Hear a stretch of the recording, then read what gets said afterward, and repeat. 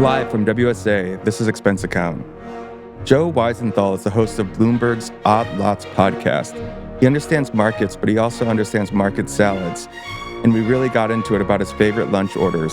He's a meat man, and we talked Texas barbecue and eating pastrami at 8 a.m. This was a fun episode, and it was great getting to know Joe. I hope you enjoy. Cheers. Joe, welcome to the podcast. Thanks for having me. Thrilled to be here. I was just telling everybody that I got married this weekend, and I am brain dead today. I get it. Congratulations. Thank you. Where shouldn't you be traveling somewhere or something like that? We still have all of our Australian family in town. We'll do that in a few weeks. I did my honeymoon 2 years after I got married. Really? Where'd you go? Malaysia. Oh, was it good? It was great. That's on our list. Since we're talking about food, best food country in the world. I know. I stopped the best. by on the way to Australia. Yeah, it's the best in the world. Did you do beach stuff and city stuff? Did beach stuff and city stuff. It was great. But this was 20 years ago. Yeah, that was 2008. Yeah, so 17. Yeah, it was a while ago, but I think it's still great. I think people go to Asia or they go to Southeast Asia. A lot of people talk about Indonesia or they go to Thailand or Singapore, et cetera. But my gut is that still people skip over Malaysia and they should. Yeah. I guess it doesn't have the Phukets or the... That's right. Doesn't have the... No, it's not really like a party. Yeah, I guess that's why. That's part of it. And I think... And they're Muslim.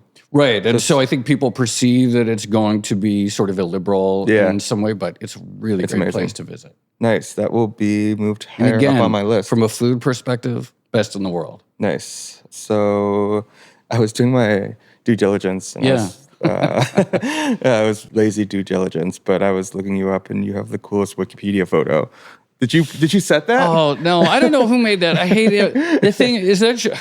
I hate every photo that exists of me online. It's really cool. I was like, what do I have? I think I have sunglasses on. You're wearing sunglasses. I was like, I didn't know that was allowed to wear sunglasses on a Wikipedia photo.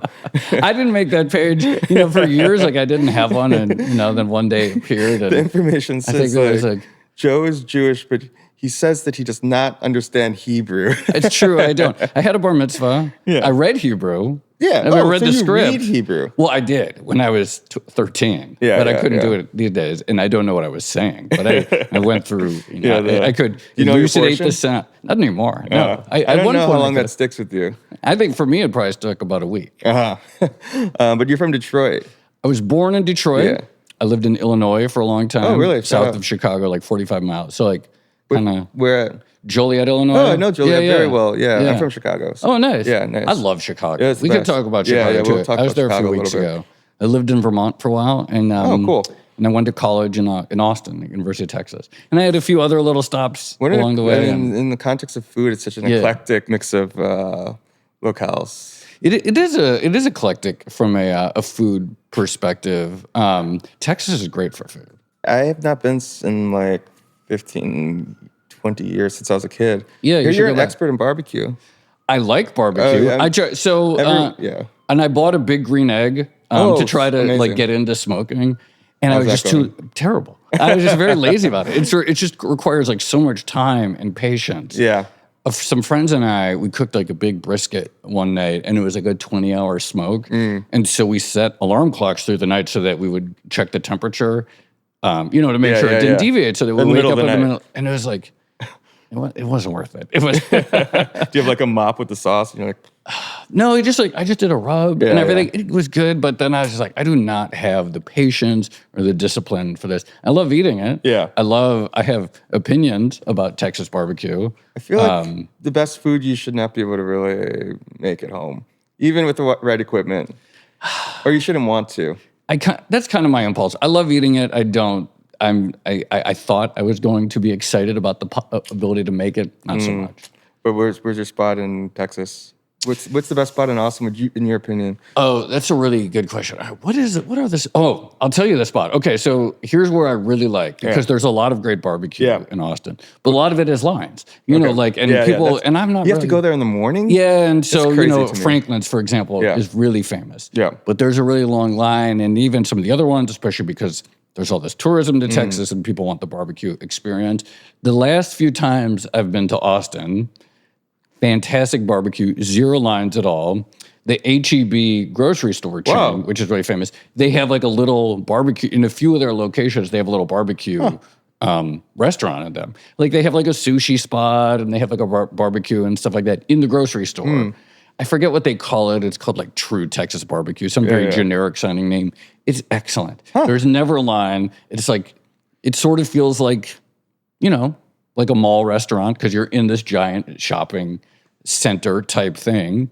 But it's 100% legit. I think if you put it in front of someone and you said, oh, I got you this barbecue from Franklin's, they'd be like, oh, this is really good. I could see why this is the best in the world. But it's just the grocery store barbecue. But it's like, it's excellent. And so that has just become my new go-to barbecue when I'm in Austin. That's a great thing to plug because you can't even blow it up, really. It's You like, can't blow up a grocery store. You can't blow up a grocery store, right. I'm not worried about there being and there's multiple ones in multiple of the grocery stores. There's no, it's not very Instagrammable, you know, so people aren't going to go there. It's not a place to be seen. It's not a place.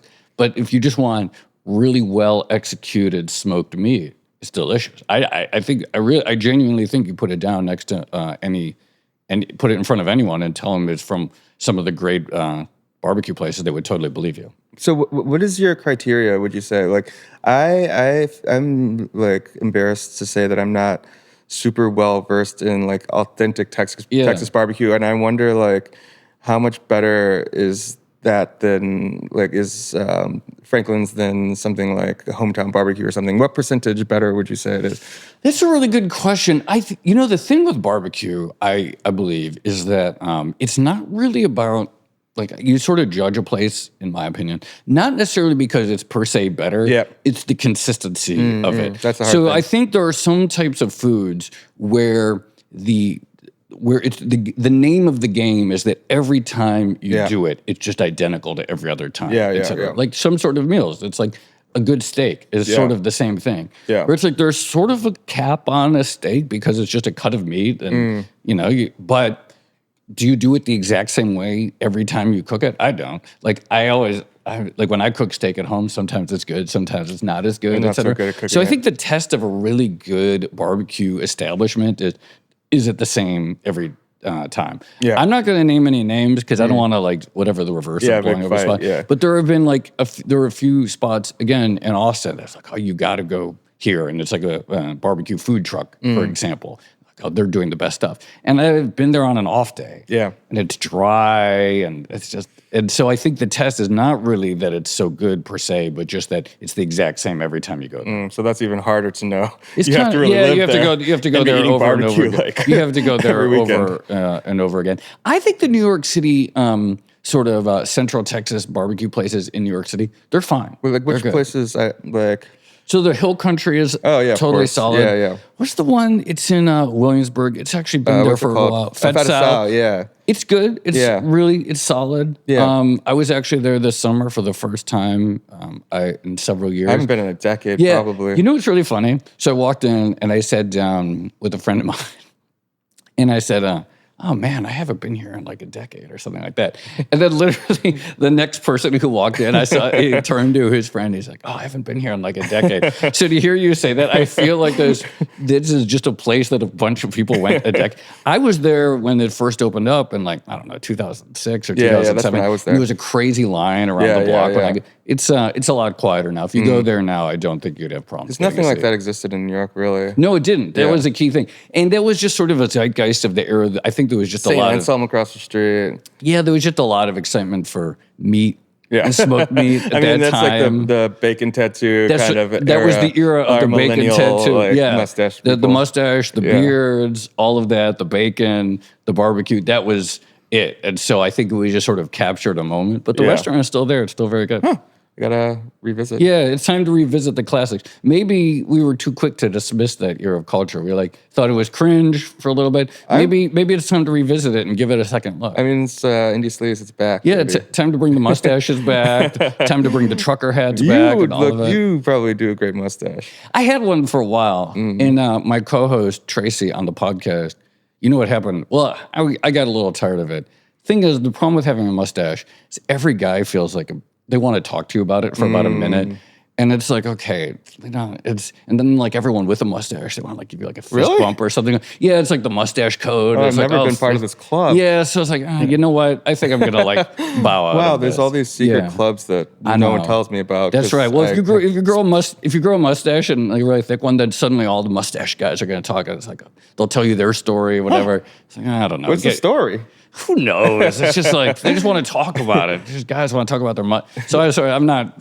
I mean, we're on it's Movember Eve right now. Oh, it is. We're about to. I forgot about November. Maybe I'll try it for the first time. Do it. It always gets to a length that it's like just looks ugly, and then it stops growing. You have to commit. I know. Yeah, and it's like I have to look semi-presentable. Maybe I'll go into the woods for like 3 weeks and come back with a mustache, and everyone will be like, "You just went to the woods and grew a mustache." That's the thing. You really do need some period of time where you don't have any sort of public-facing obligations. Because I used to be a TV host. At Bloomberg. Yeah. So I couldn't do it. So it was basically after I stopped doing TV and just focused on the podcast. Yeah. Like, all right, time. I now have freedom. That must have been nice. Yeah, from a facial hair perspective. I really enjoyed it, but certainly from a sort of presentation obligation perspective. What's your wife think? She liked the mustache, actually. She liked the mustache. I think she might like the mustache more than the beard, but it's just talk about it. Oh, my God. Yeah. Well, we were talking about lines and meat. Yeah. Have you been to Katz's lately? Yeah, I have been. And I'll say, here's my, I have a hot take. Oh, let's hear it. It is, I think like pastrami, like really good New York City pastrami, like straight, what were you going to say? I hear where I see where you're going. Like straight out of the smoker is actually on par with like Texas barbecue. Oh, I love this take. Yeah. Like when I eat, because I'll just go there and I'll like get a pound of pastrami and I'll just like sit there for a while. Especially if you go in the morning or an odd time, there's no line. You just like sit there and like scroll my phone and like shovel pastrami into my face. I mean, just how I like to eat it. I don't even bother with the sandwich. Yeah. Like if it's really hot and it's sort of steaming and everything, I'm like, in this moment, it's like nice and fatty and stuff. In this moment, it is as good as any of the Texas smoked meats. Wow. I truly believe that. I love that. Yeah. I'm not sure. I mean, I can't speak to the Texas smoked meats, I know. so now I need to do both. Yeah, and I say this as a true Texas smoked meats respecter, that when I eat really good pastrami, specifically from Katz, in that moment, I say, you know what? This is as good of a culinary experience as I would get it at a Franklin's or whatever. Oh. Yeah. Wow. I really, It's, so you do I the love pastrami over the corned beef? I always get the pastrami, I've always been a corned beef guy. I don't know why. Corned beef guy, interesting. Yeah. But yeah, the thing is, so I discovered, because my son's school is not far from Katz's. Oh, and Katz's is between, depending on how I get to work, after I drop him off, it's between his school and the subway. And they're open for breakfast. And there's no line in the morning. And there's it's no crime to eat meat for breakfast. Yeah. Like, it's protein. It's protein. It's actually probably one of the healthiest breakfasts you could eat. And there's no law against it, as far as I know. So when I drop them off, and sometimes, I don't do it very often, but I'm like, there it is. I don't have to get into the office. I don't have any like morning recordings or morning meetings or anything. Why not just like sit there and it's a great treat. Huh. What time is this? I think they open at 8. You're there at 8 a.m.? Yeah, I think so. Just meat, no bread, no... I know it's a little bit. I mean, it's a little bit bit wrong. I'm Mr. Indulgent. Like, why I'm not judging. No, I judge. I judge myself a little bit. I wouldn't want to Well, I guess I'm talking about it here. It's public on microphone, knowledge. etc. But I love, I love Katz's. I don't love lines. Yeah. And so there are times where you could go there and not. The line's kind of ridiculous. It's ridiculous. Was it always? I guess I'm still thinking like 10. I think that TikTok made it like a lot more popular. I think there's a line like down. There used to be like a short line. Now there's like a line around the block. Like it goes around the block, and then once you get in, it's really long too. Like so, you get into the store, and then there's 10 carvers or whatever they're called. Yeah, and then those lines are really long, and it's a great experience being in there and everything like that. But lines aren't for locals. You know what I'm saying? So. Yeah, I like to go there at the off hours. But like half a pound of beef is your normal breakfast? I think not a normal breakfast. No, I don't. I think I might be healthier if I ate that every day, just because after I eat that, I don't have any like impulse to snack. I mean, we got to get into this manosphere, like. No, I know it's dangerous territory. Believe me, I get it, and I'm not with our mustaches. with our mustaches and our carnivore diets and stuff like. No, it's very. Don't get me wrong. It's dangerous territory. To, like go too far down that line. I strongly believe that. I don't want to do that. So and But the thing is, you eat that for breakfast, and you're just like satisfied. Yeah. After that, whereas if I don't, then it's like, oh, maybe I'll like grab a snack or whatever. Then I feel. What are you doing for breakfast most days? I usually don't. I usually don't eat breakfast. I usually the first meal I have is for lunch, and I genuinely like a sort of a Midtown chopped I wanted to salad. talk to you about this. Yeah. What's the best? What's the? So I always evangelize the Oxford Cafe. Cafe. Yeah. Which is at right around, I think, 60th and Lexington. Look, there's many delis. There's probably hundreds of delis in Midtown that will just chop you up a bunch of veggies and meat, right? So what distinguishes one from the other? Here's what I like about the Oxford Cafe. One is it's just logistically a very nice system. You actually like pick out your bowl of lettuce from this nice little refrigerator that they have, and then you bring it up there. And then the person who's putting in the ingredients works very fast, and the counter is very low. This is a design observation that I've had, which is that many Midtown delis, the counter is like very high, so you can't actually get a great line of sight on some of the items in the thing. So they keep it really low, so you can actually see how much they're putting in very easily.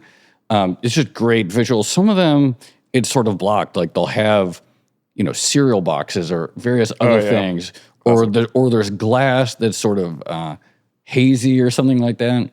And so you can't really see what they're putting in. You think they're trying to rip you off? Or you just don't know the proportions, that's or the what's most really important part is the available, or proportions. like how do these onions really look right now, or some. So I think it's a very logistically sound operation, and from the point of view of the customer, you sort of know what you're getting, and you're in and out very fast. Yeah. So. Again, I'm the Midtown worker in Manhattan is blessed with, of course, hundreds of various delis to choose from for their bowl of chopped salad that you can eat with a spoon. Are you going up there and you're freestyling, or you got an order that you do every time? I pretty much have the same order. But it depends on what you see. Their ingredients are always just very fresh and high that's quality. good to know. Yeah. It depends somewhat on how hungry I am. Do I want to add bacon to it someday? Maybe yes, maybe no. Yeah. So I mix it up a little bit, but I'm pretty consistent, and they know me, so I can just say, all right, give me the usual dressing. What's the usual? Oil and red wine vinegar and salt and pepper. Very, But very the straightforward. ingredients. Oh, the usual. Okay, so grilled chicken, hard-boiled egg, mozzarella, purple onion, black olives, sun-dried tomatoes, and cucumber. Wow, that's fun. Someone said it's kind of like an Italian sandwich in a salad Italian form. sub, It's sort of yeah. like that. That's so it's funny. just in salad form. Yeah. And then I like a chop because then I can just eat there at my desk and eat it with a spoon. And that's the other thing. I said, like, give me a spoon. They're like, do you mean a fork? No, I mean a spoon. And then I just like scroll Twitter and mindlessly consume slop on the internet while I consume. Slop. Yeah, I have, I don't want to call them slop, but it is a bowl. It is a bowl lunch. There's no shame in slop. We love slop. I know. So I just like, and then I have my headphones on, so I'm like listening to an endless stream of music, and that's slop, et cetera. So I'm sort of like dazzled by all my senses at once. So you never do the sweet green or any of those kinds of things? I don't love sweet green. Neither do I. I've been to one a few times. Yeah. I don't totally get the hype. I never feel great after. I never feel like. I don't know what it is. I don't know if it's like insufficiently substantial. But you've got the best delis in the world by you. That's right. Well, yeah. So I live in the East Village and on the Upper East Side. So there's plenty of real salad.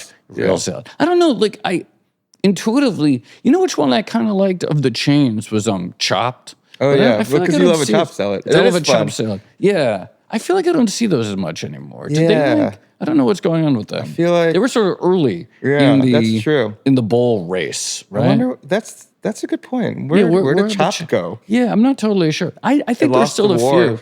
Yeah. Sweet green really, I don't know. They went full force. Sweet green seemed to just like really capture the aesthetic of the moment, and I think that probably counts for a lot. Yeah. Chopped is kind of it's slop. It's utilitarian. It's utilitarian. But that's what I think. The the Midtown lunch should be. It should just serve a purpose. So you're always doing salad, never a sandwich. Yeah, the thing is, I actually had bread doesn't make me feel very good. Like that's the thing. It's not like a carbs. Yeah. It's not a carbs thing. I've gone through those phases where I'm like, oh, I've got to try to avoid carbs. That's not what it is. It's not a carbs thing. Just like bread does not make me feel good in the middle of the day. Makes me feel heavy. It's sort of like if I eat I love bread. Don't get me wrong. Yeah. I love bread. But it doesn't, if I'm at work, it does not make me feel good. And the second half of my day after eating a sandwich will not feel as good as the time before. Fair enough. Yeah. Do you ever eat at those I'm so jealous. I need to invest some time in exploring them, but there's all those little carts. Not the halal ones, but the Midtown lunch, classic carts. I know exactly what you're talking about. I haven't explored them. Yeah. I bet some are good. I'm sure some are good. Yeah. I do like a halal chicken cart a lot. Yeah. And I've gone that route many times. For lunch. Yeah, definitely. I love it, but I think I'm too old to. You think so? What do you mean when you think you're too old? What aspect I get of indigestion now. Oh, really? I never got it before. Really? No, I live in fear of it. Yeah. It sucks. I sort of have this I think these things just don't affect me the same way. Oh, I'm so convinced. lucky. I know. Yeah, I got the good. I mean, I have my own issues. Like I said, if I had 2 slices of pizza for lunch, I would not feel good. Oh yeah. So I have my own stomach issues, but I don't worry about any meat from a cart. Bring it, a bunch of chopped chicken over lettuce or rice. want it now. I love it. Yeah, It's funny. there's plenty of options. The halal cart thing is such a funny. It's like a huge trend in London now. The halal guys. Yeah, it's they have real halal food there, but That's then they get fantastic. the New York version. They love the white sauce. Oh yeah. Oh, so it's like New York style halal in halal London. guys. Yeah. Oh, that's cool. Yeah. It's a big export from us. I was in London in April. I'll have to next time I go there. I'm gonna have to go get halal guys. I'm gonna go all the way to London to try halal chicken. The Expense Account podcast is built in partnership with Substack. I've been spending a lot more time on the Substack app. It's become my favorite escape to scroll productively, and it's also where I've built my business. Substack is where I read Link in Bio by Rachel Carton to learn what brands are actually doing right on social media, and where writers like Jaleel Johnson are reinventing real-time fashion reporting. A few weeks ago, I went live with Derek Thompson, and it felt like thousands of us were hanging out and talking about the state of parties. Everything for Feed Me lives there too. My daily newsletter, chats about New York City, live videos with pop stars like Audrey Hobart, and of course, there's always debates in the comment section. In fact, while I'm here reading this ad to all of you, my readers are talking to each other about where guys on Wall Street have been taking their lunch meetings. Go to substack.com/Emily to get a free month of Feed Me in the Substack app. Today I was reading about tipping. There was a New York Magazine piece that just came out that was about, I guess, on the screens when a lot of people love to avoid the tipping screen, so they just leave. Okay. But there's been conversation about people, they're called tipping Robin Hoods, that they come after you and they just put 20% on your card. Really? Yeah. How do you feel about that? Well, I don't love the whole. I mean, look, I would sort of pride myself. I consider myself a generous tipper. Yeah. Something about the screens. It's I still do it. Yeah. I don't love it the same way. Yeah. Seems a little. But you know what I noticed about the screens though? I feel as though the sequence of the options that they give you on the screen, they rotate them so that you automatically hit the higher one. I don't know what it is. So I think like in my mind, I feel like it should go cheapest or lowest 15, 20, 25. This is left to right. Left to right. Yeah, okay. And I think I've noticed that they're switching it up so that it'll put 25 or 30% on the left. And then I'm not 100% sure, but I believe Really being gamified. Yeah, I think they're gamified. So, I'm not totally sure about this. Oh man! So that you sort of intuitively hit the highest one on the left. I don't really ever hit and then I don't know. I'm sort of a middle guy. Yeah, and it's screens. I tip well, but I still too. think that tipping is. I think that we could have a better system. I think that You'd think so, something right? that's more But, equitable. You'd think so, but it's weird. I mean, even when you travel and when I go to countries where there's not a tipping culture. It's weird not to tip. Right? Yeah. Like it feels hard. I want to not give them a tip. little I something. I got to give you like something extra, Yeah. right? And so it's really hard because I know there have been various experiments in New York City restaurants, like, oh, we're going to get rid of tip, and they never seem to work, right? Yeah, I remember going to Roman's when that was going on, and it was like all the staff was like furious. Like they were like you could feel it. Intuitively, most people could probably say why the whole tipping system is a little broken or doesn't make sense economically. And I think like economists have tried to sort of reverse engineer why tipping exists, et cetera. But it feels weird not to tip. I mean, from what I've heard, like it has a lot to do with healthcare.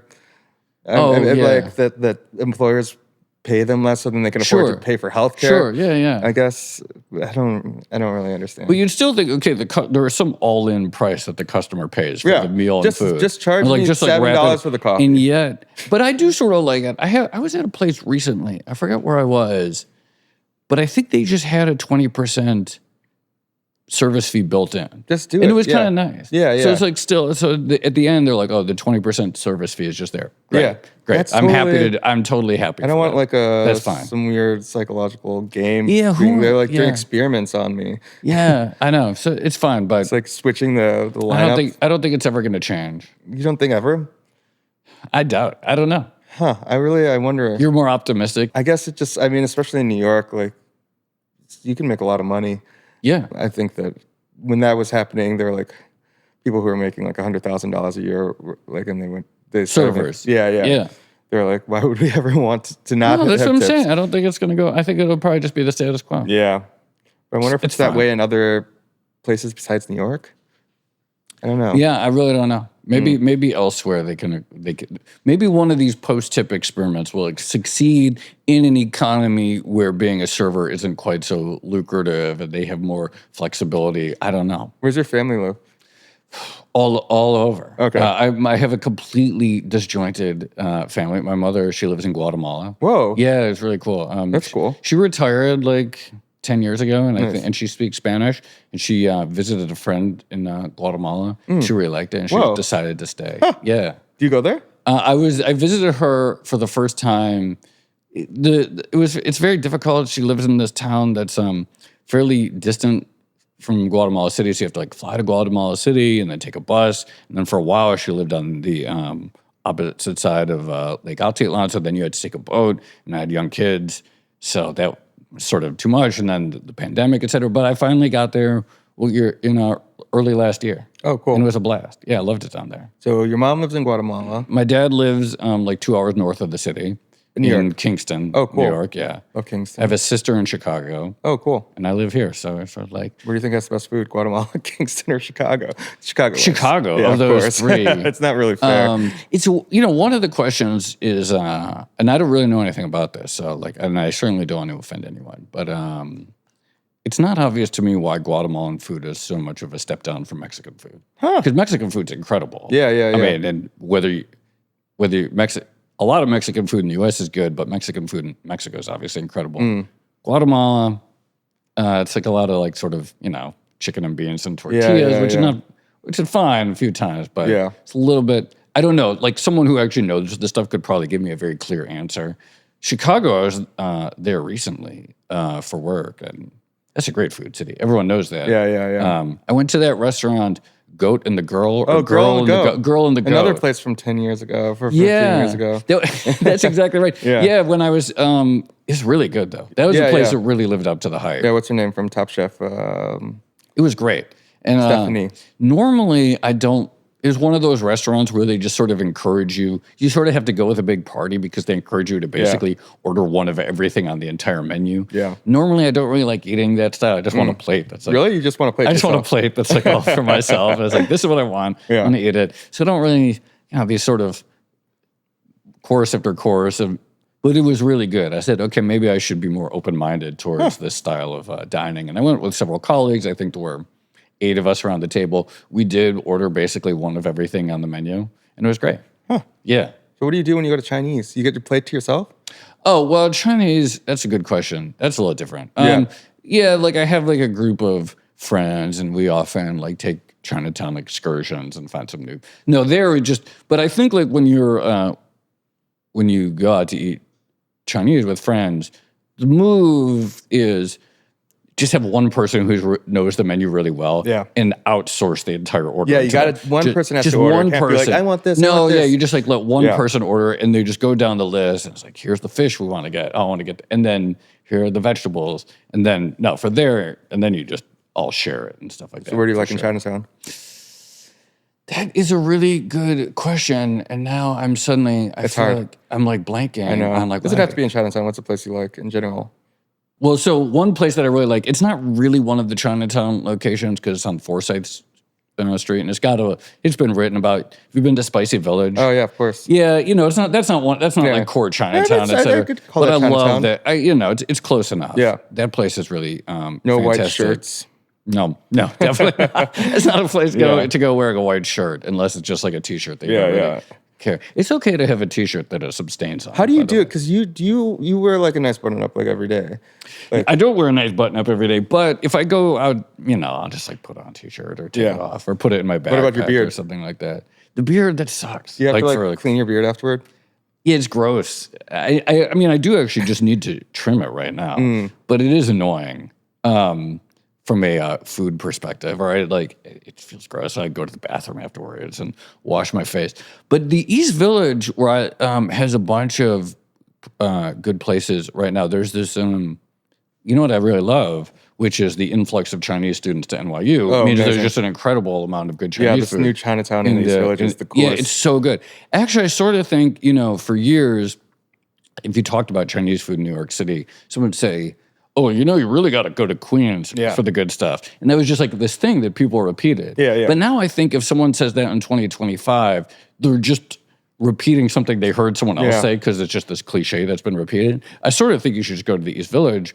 There's this place, YGF Malatang, which is... What's it? YGF Malatang? Yeah, it's sort of individual hot pot. So they have all of these vegetables and meats, and you get a bowl, and you just sort of put them in the bowl. And then you go up to the counter, and then they have a few different broth options, and they weigh the bowl, and then they bring you out this big. You do soup. spicy? Yeah, I always get the spicy. You get super spicy? I don't get super spicy. Yeah. My wife gets the super spicy. Really? Yeah, there's no amount of spice. My girlfriend is addicted to the mala. Yeah, I like. My wife. Oh, my wife. Yeah, my first time saying my wife. You have a grace period, right? Where you can say I it for a think little I'll while. keep calling her my girlfriend. There's the Malaa Project is right around classic, the corner. Yeah. Which every time my wife and I leave the city and then come back, that is almost the first thing she invariably orders when she gets there and gets the absolute max spicy version with all the numbing peppers. That's and the food that you used to only be able to get in Queens. Yeah. And then the Mala Project opened, and then now you can get it anywhere. There's a restaurant called, I want to say it's called like 886 or Oh, yeah, 866. 886. 886. Taiwanese place. Yeah, and I'm really into their beef noodle soup these days. Great. I keep going there. It's soup season. It is soup season, and it's beef noodle soup season in particular, I think. It's really good. There's another place that just opened up on First Avenue, and I want to say 13th Street. It's called like Bow and Bowl or something. Sounds I don't love about the right. name. But they have a really good beef noodle soup that's like really excellent. I feel like we're in Taiwanese beef noodle soup. Is really good right now. So good. Yeah. You ever go to Taiwan? I've never been to Taiwan. I want to go. I hear Taipei. Like I had a friend who just went to Tokyo and Taipei, and they're like, low-key, the food was maybe better in Taipei. I believe it. Yeah. I have this story. When I was in college, it was prior to having a cell phone. And so I lived in this house. What? I know, it was a long time ago. But I lived in this house and we shared a phone. And I saw this flyer on the campus and it said, be an English teacher. Where was this? This was the University of Texas. Yeah. And I saw this flyer on campus that said, be an English teacher in Taiwan. So I got home and I called the number and no one answered. So I left a message. And then I forgot about it. I didn't hear back. And then apparently that person called back the number and a different person who lived in my house answered it. And then he ended up getting this job teaching English in Taiwan. Whoa. And I always think about what would have happened if I had actually been home and answered. Would I have spent the next, maybe I would have been one of those people that spent the next 20 something years of my life, living and working and making a fortune in Asia. Does he still live there? I don't know. I lost track with that person. Yeah. But I always think what about that version of my life that if I had answered, because I was the one that made the call, and then he ended up getting the job. Which is all right. My life worked out fine. But I was like, what is this alternate version of my life where I am home when the call happens? Like, where am I? What am I doing today? It would have been totally different. Who knows? But I think about that a lot. It's like that. And I would have at least tried food in Taipei. Yeah. Yeah. I mean, it's like there's like the meme that it's like, oh, it's great. I just didn't think it was going to be Chinese or whatever. It's like about heaven. Yeah. Yeah, you would just be Chinese like me. Yeah. Not really. My Instagram reels, like, it's just the algorithm thinks that I just want an endless stream of Chinese propaganda. No. I want it. How do you get on that? Yeah, I know. I'll show you what I got. I can forward them to you. And you can like a few of them that the. But when I usually by accident open the Reels tab, it's just this endless stream of like CCP content. Frankly, yeah. I really. I'll forward a few. I'll forward them to you. I think there's stuff going on we don't even. There's so much going on we don't even know about. I know it's. Have you ever been to Hong Kong? Yeah, I love Hong Kong. I love Hong Kong. My family's from Hong Kong. Oh, nice. I mean, I don't really have like that much of like a family connection to them, but it's like I guess my ancestral homeland. And yeah, it's like my favorite. It's the best. It's like the best city. Yeah. It's a great city. Like wonton soup is my favorite soup. So good. And the food is so good. It's so good. It's so good. Dim sum. Great dim sum, and it's abundant and it's cheap and just a great setting to eat it in. It's great. Yeah. So do you travel for work a bunch? I have more. I didn't used to, but I have been traveling a bit more. You know, I was out in Los Angeles in September. Nice. I love it out there. I love any excuse to go to California. I was in Alaska, which is how's Alaska? Alaska is really interesting. I'm really glad I went to Alaska. I want to go. You should.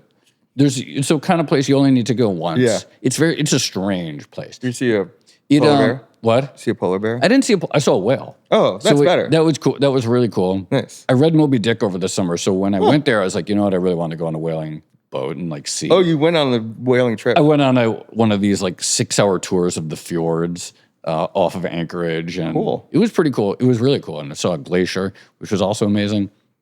Alaska is a very strange place. You literally feel like you're gonna fall off the edge of the world there. Like you just feel like you're at the end of the world in a way that is hard to describe because I've been to islands, I've been to rural places, I've been to beaches, etc. It just feels viscerally distant. Like you are at the far. Empty? It feels empty. It feels anarchistic. You don't.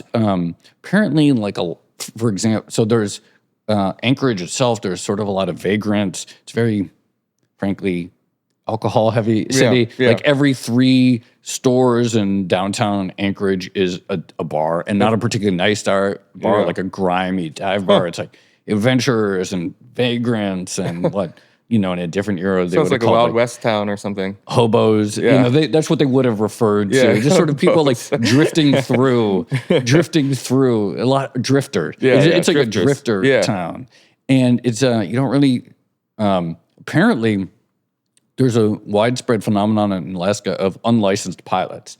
So a lot of people, because the only way to get from one city to another city in many cases is by plane. So a lot of people own planes. Yeah. And a lot of people don't bother getting their pilot's license. And also apparently a lot of people don't care that they don't get their pilot's license. Did you do it? No, I didn't. That sounds like the scariest thing. I did not get in a plane. There's actually a fairly long history. A lot of like Alaska politicians have died in plane crashes. Huh. Yeah, I mean the weather, and then you have to fly everywhere. You have to fly everywhere. You're in the tiny little plane. The weather's awful. Yeah, it's not totally my thing, but it's just part of the culture, which I totally respect. Yeah, but it's just an anarchistic, libertarian culture, which is fine. But I think, and then the light is crazy. So it stayed light. It's only 3 hours of darkness a day. So you just see between the extreme cold and the extreme light and everything. It just sort of, I think. I'm trying to think of a nice way to put it. You have to be neurologically a little different to stick it out there. Yeah. What were you doing there? It was really fun. So Mary Deli is the president of the San Francisco branch of the Federal Reserve, And Alaska is part of her district because there's like 7 western states. And she goes up there like once a quarter to talk to local businesses and business leaders about what they're seeing on the ground so that she can help set monetary policy in some way. And she invited us on the podcast to come along, and we interviewed some local businesses, and we interviewed a guy who runs a trucking company in Alaska, and that sort of goes between Anchorage. Iceberg trucker. Exactly them. Yeah. Goes between Anchorage and the oil fields up north. We interviewed someone who owns the biggest furniture chain in Alaska. We talked to people at the port of Anchorage. So, like I said, you should go to Alaska. Okay. But, you should go there once. What'd you eat there? I had some nice spam sushi. Oh, yeah. You know what I'm talking about? Yeah, like in Hawaii. Yeah, exactly. It actually feels like cold Hawaii. Yeah. Alaska is like cold Hawaii. Huh. Yeah, That's it's very, because it also has sort of an Asian vibe. Yeah. And it's very, sort of U.S. military heavy, et cetera, kind of like Hawaii, et cetera. So it just feels like cold Hawaii. The food is kind of similar. It's sort of starchy. It's not that. I mean, every time I'm like, how is this mocha loco? How would you invent like a beef patty with gravy and egg here on the beach? I love it. I love a mocha loco. Yeah, but it's crazy that that's what they're eating on the beach. Yeah, you don't think that, like, right? That seems like it would be from Because if Alaska. you go yes. Like if you're in Hawaii, you think, I'm just gonna eat all this like fresh food and stuff like that. Because that's how your mind sort of intuitively feels when you're in a tropical location. You eat something sort of light, etc. Instead, you just get this absolute protein, fat, and carb bomb that is 2,000 calories. And I love that stuff. Yeah. Like I've been to Alaska a couple of times. Yeah. And it's like, I'm gonna eat as much mocha loco as I can. I love it. Yeah. Have you been L&L barbecue? Yeah. I love that. But it's and then the macaroni salad. Oh yeah, I love the macaroni salad. I love the macaroni salad, but talk about, a meal that will weigh you down. Did you do the spa? Did I do the spa? I don't know. I feel like I heard that you like a spa. Oh, I love I would think that in Alaska they do like that would be like a spa place. Oh, it's a good question. I didn't do it. You'd think that you're there would be working too. I didn't get a chance to. I don't know if they have like a sort of. They should have a sauna culture in Alaska. Because they're like so close to Russia. Yeah. I thought that was like the banya, the whole thing. They probably do. Yeah. They have. Any place that cold, I think, has to. Yeah. But I am a big fan of the baths, the Russian and Turkish baths. Because you live in the East Village. Yeah. And they actually have very good food. They have great food there. Yeah. They have a really good sort of like, beef stew, and I forget, over some sort of grain or something. It's really good. Borscht. Yeah. I love borscht. We could talk about borscht. Let's talk about borscht. So a cold beet borscht. You do cold over hot. I do the cold beet. I do the cold borscht. Nice. And for the spa you got to, kind of.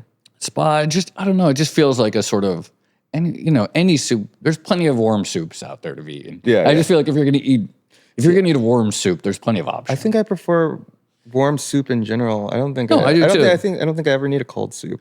I agree generally. Yeah. But if I'm going to eat borscht, then I'm going to have the cold one because it's one of the one that works cold. B&H Kosher. Have you been there? Yeah, of course. I love that spot. Yeah. They have a great cold borscht. What's the name of the place that was across the street? There was exactly the same as B&H, but what's that place called? Yeah. I know what place you're talking about. Stand? Was it called? Stage? Yeah. I'm blanking on it. I feel like I know what you're talking about. Because B&H is vegetarian. Yeah, it is and then vegetarian. The place across the street was exactly the same, but not vegetarian. Oh, really? Yeah. Huh. Not exactly the same, but like really similar and same size and like. Oh, interesting. Yeah. Huh. What's the one on the boardwalk there in Brighton Beach? Tatiana? I love the borscht at Tatiana. Yeah. It's really good. Perfect. I love Tatiana in general. Yeah. That's a good wedding spot. Yeah. Someone please invite me to a wedding at Tatiana. I've never been to a wedding. I'm nervous to go though. Well, you all think the vodka, and then you're in Brighton Beach.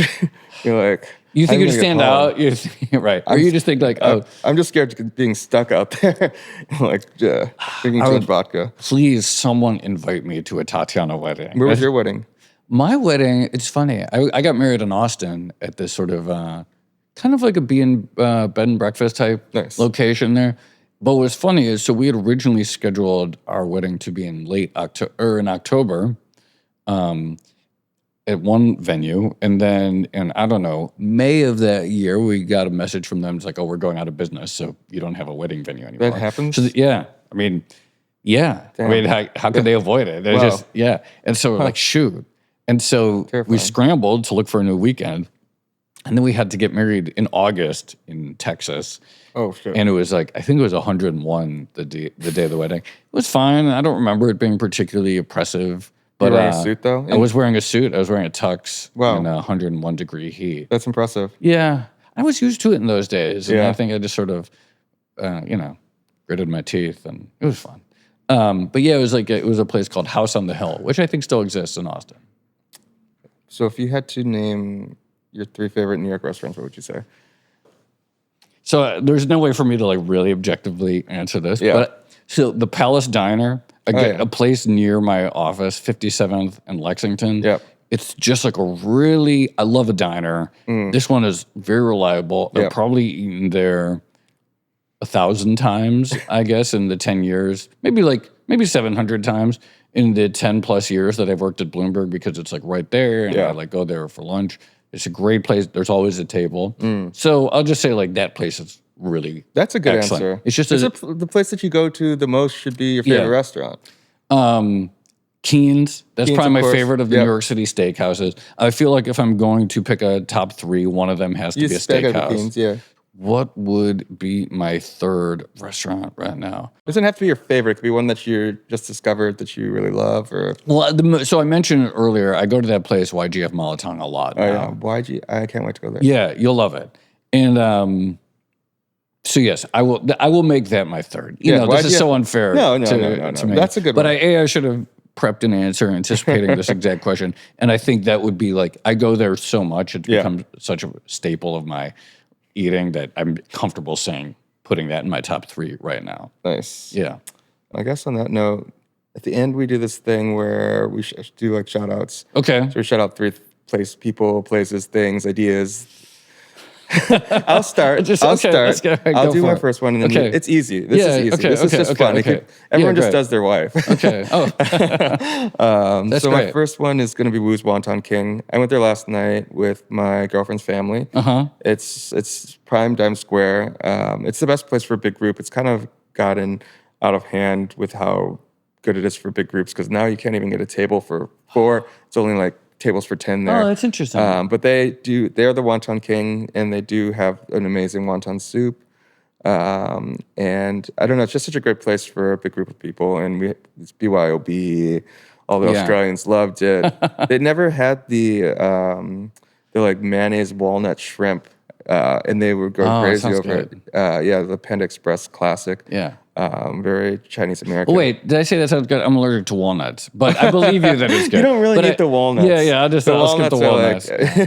But they were very excited by that. The mayonnaise, it sounds interesting. Yeah, it's. I don't really know how they make it. I don't really know where it's I thought that it was just like a Chinese dish, but I guess it must be American because they don't have it in China or in Australia. You know what I like down there, and I'll shout out a place near Dime Square is North Dumplings. Oh yeah, of course. Like it's very inexpensive. Yeah, like shockingly so. Like you can get a dozen dumplings. I think they're still like $4, and they're really good. So that's a good one. Yes, I will shout out North Dumplings. All right, now nice. inexpensive. I own one of their t-shirts. I'm gonna shout out Eating in Bed. Oh, because after the wedding we got a hotel room. Yeah. And we just ordered room service and delivery. We made like a mess of the bed, but it's so, I don't know, it's a treat to eat in bed, especially if it's not your bed, especially if you don't have to worry about getting stains on the sheets and stuff, sitting in front of the TV and just like not leaving bed for 48 hours and just being a fucking slob is so fun. All right, I will shout out eating frozen bananas and frozen grapes. Huh. So I think like bananas are generally a pretty boring fruit. Yeah. I'm never gonna just eat a banana. Yeah. But a frozen banana is really nice. It's like eating ice cream or something like that. Do you do with chocolate or just like? Nah, just like you just freeze the banana. Because my wife like smoothie. She makes smoothies for our kids and stuff like that. So we often I'll like open the freezer and there's a bunch of frozen bananas there. So I just like grabbed one and I sort of ate it. I was like, oh, this is really nice because I would never just eat a normal banana, but a frozen banana, that's really nice. And grapes are sort of I like grapes a lot, but a frozen grape, that's a really nice. So yes, frozen foods. I'll shout that out. Now they have this new snack. I can't remember what it's called. I saw Emily was posting about it. What is this like the sugared fruits? It's like covered in like sour candy stuff. What is it called? Fruit riot. I've seen this. I've never seen it out in the wild. I want to try it so bad. Everyone says it's the best thing ever. Yeah, I got to try it. I haven't tried it either. It's a frozen grape covered in Sour Patch Kids stuff. It's got to be really tasty. Yeah, I would love to send us some, please. My last one is kind of a cop-out. It is similar to my wife. It's I'm shouting out love. Oh, that's great. Because it actually, I don't know, so like the getting married thing is such a funny thing. Yeah. But it actually is just so special to like proclaim your love in front of everybody, and to everyone in the room is just so in love and so happy, and it's, I don't know. That's wonderful. Very nice. Well, I'll shout out a book that I read. It's good. sort of on this. Yeah. So I mentioned I read Moby Dick over the summer, and then I got really into that, and then I got really into whales, and I got really into the story of Jonah and the whale. Huh. And I read this book by a French theologian named Jacques Ellul, who wrote a book about Jonah and the whale called The Judgment of Jonah. But there was this, he sort of talks about love in this, and the idea is, one of the things he talks about, sort of love is this very freeing force, because when you're in love or when you're experiencing love, the day-to-day obligations of the rest of the world feel very small and irrelevant. You know, like when you're like really in love or something like that, random, what people are talking about online, it just like doesn't feel like it matters. And so there's actually one of the sub-themes of Jonah and the whale. He experienced God and the love of God, and then suddenly he felt very free to then, as God commanded him, to preach to the people of Nineveh, once he sort of came around to that view. So it's a good book, and it's sort of... The Judgment of Jonah. Yeah. I'll check it out. Yeah, check it out. Awesome. Well, thanks, Joe. Thanks for having me. This was a lot of fun. This was great. Okay, awesome. Thank you. Thank you. Bye. Expense Account is a production of Feed Me in partnership with Public Sound and Substack. Our executive producers are Emily Sundberg, Jason Gauntlet, and Ryan Woodhall. Our associate producer is Cami Fateh. Our audio engineer is Luke Moldoff. Our video editor is Izzy Cross, and our graphic designer is Justin Sloan. Expense Account is recorded at WSA NYC. For more episodes, visit us at feedme.substack.com. See you next week.